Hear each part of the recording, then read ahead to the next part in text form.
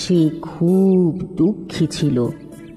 তার দুঃখ একটাই, তার মাথায় ছিল মস্ত টাক। তা একদিন হলো কি, বলো, শুনছি। আমি জানি তুমি আমায় একেবারে পছন্দ করো নে। এ আবার কি কথা? আমি কি কখনো কথা বলেছি? না বললেও বেশ বোঝা যায়। কি বোঝা যায় শুনি? এই তুমি আমায় অপছন্দ করো। তা এমন ধারণা তোমার কেমন করে হলো শুনি? ধারণা নয় গিন্নি, ধারণা নয়, এই আমি বেশ জানি তুমি আমায় অপছন্দ করো। আহা, কি জ্বালা! আবার ওই এক কথা। ভগবান আমার কপালে টাকা দিয়েছেন ঠিকই, কিন্তু কিন্তু কপালের উপরে মানে মাথায় চুল দিতে ভুলে গেছেন। ও, এই কথা? হ্যাঁ হ্যাঁ, তাই মাথায় টাক বলেই তো আমার মনে এত দুঃখ। এ তোমার ভুল ধারণা গো, ভুল ধারণা। টাক থাকলেই টাকা আসে, বুঝেছো? যাই ঘরে, আমার কাজ আছে।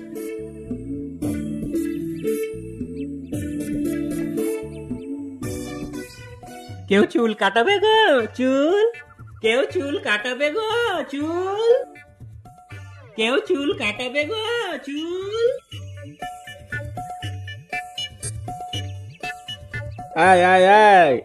তুমি কি মস্করা করছো নাকি আমার সাথে? কেন মস্করা করব কেন? আমি জিজ্ঞেস করলাম কেউ চুল কাটাবে কি না। মস্করা করছে না? না না, আমার মাথা দেখে বুঝতে পারছো না? না, চুল থাকলে তো চুল কাটবো। ও মা, নেকা। তাই তো, মাথাটা তো ন্যাড়াই দেখছি। ঠিক আছে বাবু, ঠিক আছে, আগে নাই চুল গজাক, আমি না হয় 2 মাস পরেই আসবো খন। আরে বাবা 2 মাস পরেই আসবো খন। আরে বাবা 2 মাস, 2 বছর, 2 20, যত বছর পরেই আসো না কেন, আমার মাথায় চুল দেখবে না। তা আমায় একটা বুদ্ধি বাতলে দাও না ভাই, কি করলে তাকে চুল গজাবে? তা জানি বই কি, তা বেশ জানি। নাপিত হয়ে চুলের কথা জানবো না তা কি হয় কর্তা? তবে ওতে অনেক হ্যাপা, অনেক খরচ গো। তা হোক, খরচের কথা ভেবে আমি ভয় পাই নে। তা কত টাকা লাগবে? 100 টাকা লাগবে। হ্যাঁ, তো টাকা? ওই জন্যই তো আগে বললুম খরচা আছে। যাক, আপনার যখন খরচ করার মন নেই, আমি আসি। চুল কাটাবে গো? চুল এই দাঁড়াও, আরে বাবু যাচ্ছ কোথায়? এই দাঁড়াও, না এই থলিতে 100 টাকাই আছে।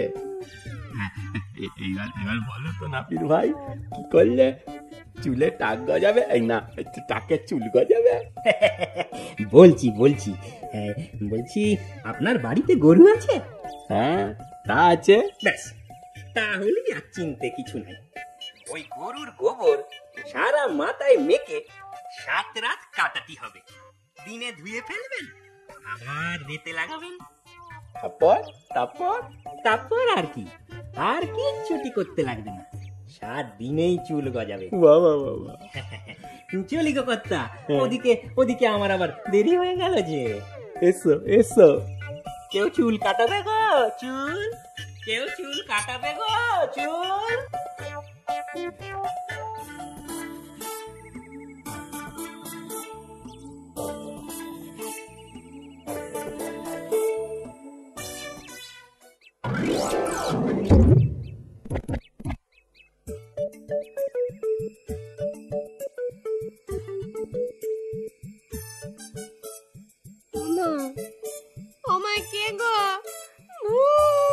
আরে গিন্নি ভয় পেও না, ভূত নয় গো, আমি তোমার স্বামী। তুমি মাথায় ওসব কি মেখেছো? গোবর আসতে বলো, তোমার স্বামী গোবরদান মাথায় 7 রাত গোবর মেখে কাটাবে। কেন গা? আরে বাবা, গোবর মাথায় মাখলে চুল গজাবে গো, চুল। এ বুদ্ধি তোমায় কে দিলে শুনি? ওই যে দুপুরে নাপিত এসেছিল না? ও, নাপিতের বুদ্ধি। তা তা বুদ্ধি নিতে কত খরচ করলে? তুমি শুনলে রাগ করবে না তো? না। সত্যি বলছি, 100 টাকা। হ্যাঁ।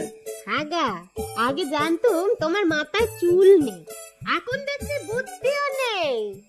যাই, আমি আজ থেকে ও ঘরে শোবো, শুনেছো? তাইছো, যাও যাও। আমি আগেই জানতুম তুমি আমায় পছন্দ করো না। কি গা, 5 রাত তো মাথায় গোবর মেখে কাটালে, তা চুল উঠলো?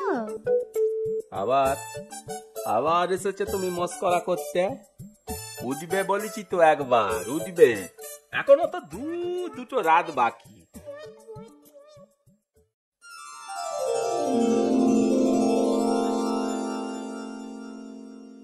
সত্যি গিন্নি, তোমার কথাই ঠিক। নাপিত আমায় ঠইকেছে। একবার পাই বেটাকে।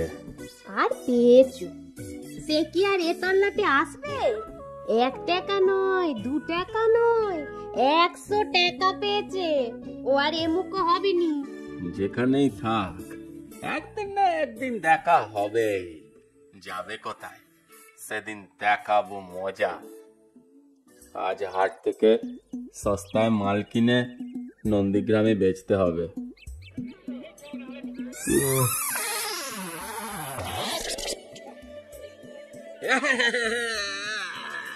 মাথায় গরম গরম কি পড়লো দেখি তো।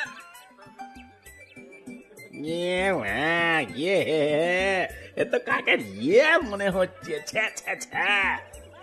আরে আরে আরে আরে, ওটা কে? সেই নাপিত না?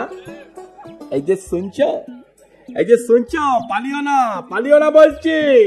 এই রে, দেখে ফেলেছি। আরে কর্তা যে, তা পালাবো কেনে? আমি কি চোর নাকি? কর্তা, আমার কথা মতো সেই গোবর মাকেননি বুঝি? মাকেনি মানে? 7 রাত মেকে তাকে আমার হাজা ধরে গেল, কিন্তু ফল তো মিলল না। ফলবে, ধৈর্য ধরুন কর্তা। একই আপনার মাথায় ওটা কি কর্তা? কি আবার? ওই পাজি হতচ্ছাড়া কাকটা ইয়ে করেছে। সর্বনাশ। কেন আবার সর্বনাশ কিসের? কাকের অলক্ষণে জানেন না, গোবর মাখার সব গুণ কেটে গেল, আর চুল গজাবে না। তবে অন্য পথ আছে।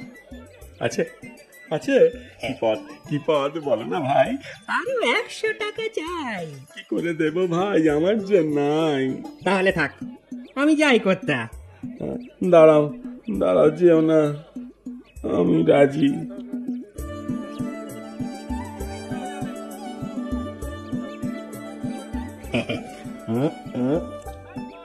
তবে শুনুন, এই পথে নাক বরাবর চলে যাবেন, সামনে পড়বে একটা বড় আম গাছ। সেটা টপকে গেলেই বট গাছের গোড়ায় এক রাজবদ্দিকে বসে থাকতে দেখবেন। তা খামোখা রাজবদ্দি বট গাছের গোড়ায় কেন? জনগণ প্রজাদের সেবার জন্য। আপনি ওর সেবা পেলি ব্যাস, তাকে চুল গজাবে। বলছো? হ্যাঁ বলছি, তবে সেও টাকা নেবে কিন্তু। সর্বনাশ করেছে, সে আবার কত? 500। মরে যাব। রাজবদ্দি কি না, বেশি টাকা তো লাগবে। চলি, আমার আবার কাজকর্ম রয়েছে। চুল কাটাবে গো, চুল কাটাবে। যাই, বাড়ি গিয়ে নিজের মাথা ন্যায় করে পরচুলাটা পরে নি, তারপর ওই বুদ্ধুটার আগে ওই বট গাছের গোড়ায় গিয়ে বসতে হবে রাজবদ্দি সেজে। 500 টাকা হাতাতেই হবে।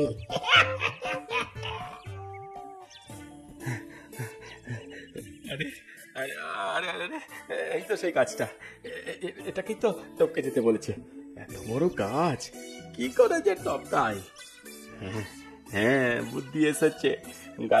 গাছে উঠেই টপকাই, যা আছে কপালে।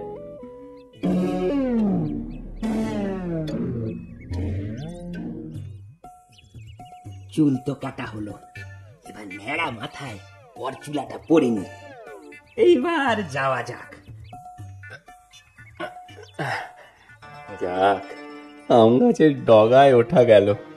এবার ওদিকে টপকে নামি। যা সরু ডাল। এই রে, এই সর্বনাশ সর্বনাশ, এইবার কি হবে কে জানে।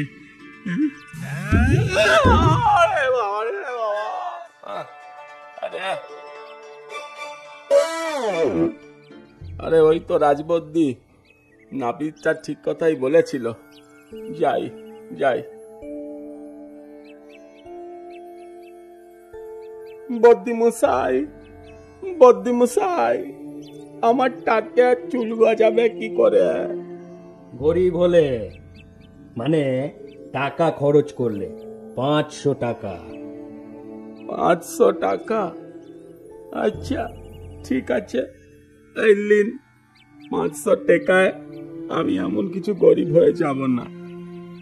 কিছু সময় এবার চোখ বন্ধ করে থাকো। ঠিক আছে। আরে আরে আরে আরে আরে আরে, কি আশ্চর্য! আরে আরে আরে, বাবরি বাবরি বাপ, আমার মতো এক আসল।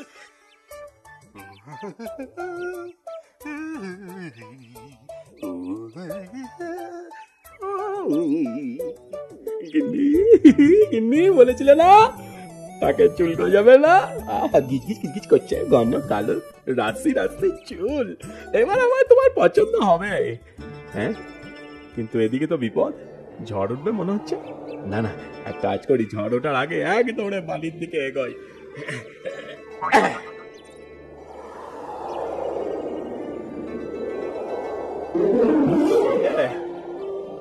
যা সর্বনাশ, আমার চুল! তাহলে তাহলে ওই বদ্দিটাও আমায় ঠকালো। 500 নিল তবু ঠকালো, 100 নিল তাও ঠকালো। তবে কি ও রাজবদ্দি নয়? মাথায় আবার সেই আগের মতো টাক। তবে তবে একটা কথা ঠিক, চুলের জন্য কত টাকা গেল।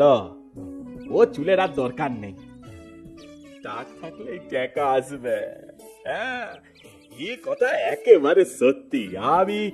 আমি কোনদিনও আর চুলের জন্য হাপিতেস করব না, কখনো করব না। গিন্নি ঠিক বলেছিল, এসবের কোনো দরকার নেই। ঠিক কথা, আমিও বুঝেছি, এসবের কোনো দরকার নেই। টাক থাকলেই টাকা আসবে। গোবর্ধন বণিক এরপর আর তার মাথার টাকের জন্য দুঃখ করে না।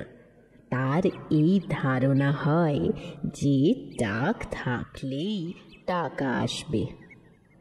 আমার কথাটি ফুরলো, লুটে গাছটি মুড়লো।